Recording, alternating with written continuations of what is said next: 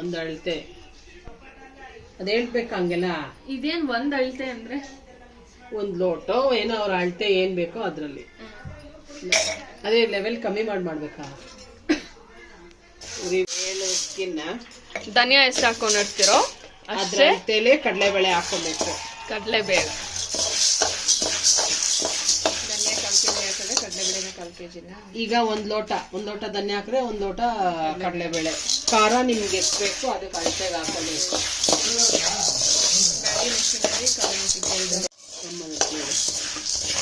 ಗಮ್ಮಂದಾಗ ತೆಗಿಬೇಕು. ಅದಷ್ಟು ಹೆಸರುಬೇಳೆ ಗೊತ್ತಾಯ್ತಾ? ಬೇಗ ಆಗುತ್ತೆ ಎಲ್ಲ. ಅತ್ತೆಗೆ ಆಗಲ್ಲ ಅಂತ ಎಷ್ಟು ಹಾಕೊಂಡ್ಬೇಕು? ಒಂದಷ್ಟು ಮಾಡಿರ್ತಾರೋ ಅದಕ್ಕೆ ಅಡ್ಜಸ್ಟ್. ಒಂಚೂರು ಪೆಪ್ಪರ್ ಇದನ್ನು ಹುರ್ಕೊಳ್ಬೇಕು. ಅರ್ಧ ಉದ್ದಿನ ಬೇಳೆ, ಅರ್ಧ ಕಪ್ ಉದ್ದಿನ ಬೇಳೆ. ಅದೇನು ಅಜ್ಜಿ ನಮ್ದಲ್ಲ ಅಂತವ್ರೆ. ಒಂಚೂರು ಜೀರಿಗೆ. ಹೇಗಿದ್ದ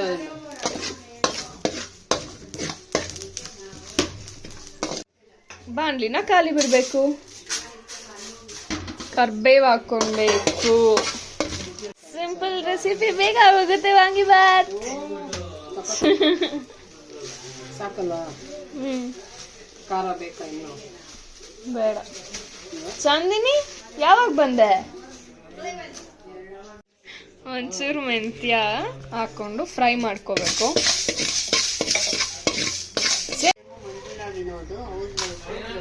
ನಮ್ಗೆ ಖಾರಕ್ಕೆ ಎಷ್ಟು ಬೇಕೋ ಅಷ್ಟು ಮೆಣಸಿನ್ಕಾಯಿನ ಬ್ಯಾಡ್ಗೆ, ಗುಂಟೂರು ಮತ್ತೆ ಖಾರದ ಮೆಣಸಿನ್ಕಾಯಿ. ಬ್ಯಾಡ್ಗೆ, ಗುಂಟೂರು ಖಾರದ ಮೆಣಸಿನ್ಕಾಯಿ ನಿಮ್ಗೆ ಎಷ್ಟು ಬೇಕೋ ಅಷ್ಟು ಹಾಕೋಬಹುದು. ಖಾರ ಯಾವ್ದು ಬೇಕೋ ಅದು ಹಾಕೋಬಹುದು. ಗಾಯತ್ರಿ ನಗರದಂತ ನೋಡ್ದು ನಂಗೆ ಇವ್ರು ಆಮೇಲೆ ಕೇಳಿದೆ, ಅವರು 97 ಹೇಳಿದ್ರು.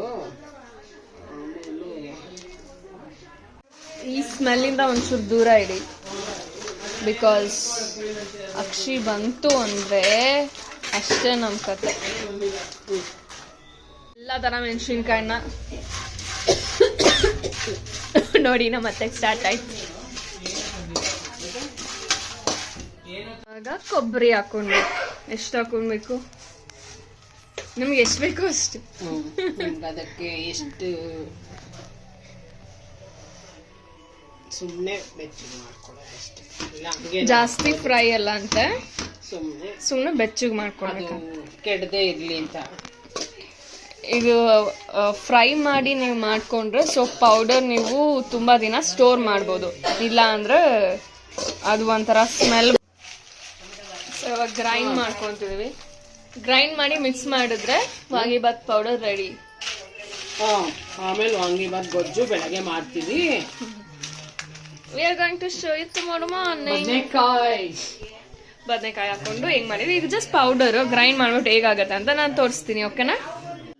ಸೊ ಎಲ್ಲ ಪೌಡರ್ ಆದ್ಮೇಲೆ ಮಿಕ್ಸ್ ಮಾಡಬೇಕು. ಮಿಕ್ಸ್ ಮಾಡಿದ್ಮೇಲೆ ಸೊ ನಿಮಗೆ ವಾಂಗಿಬಾತ್ ಪೌಡರ್ ರೆಡಿ ಆಗಿರತ್ತೆ. ಪೌಡರ್ ರೆಡಿ, ಬಟ್ ವಾಂಗಿಬಾತ್ ಗೊಜ್ಜನ್ನ ನಾಳೆ ತೋರಿಸ್ತೀವಿ.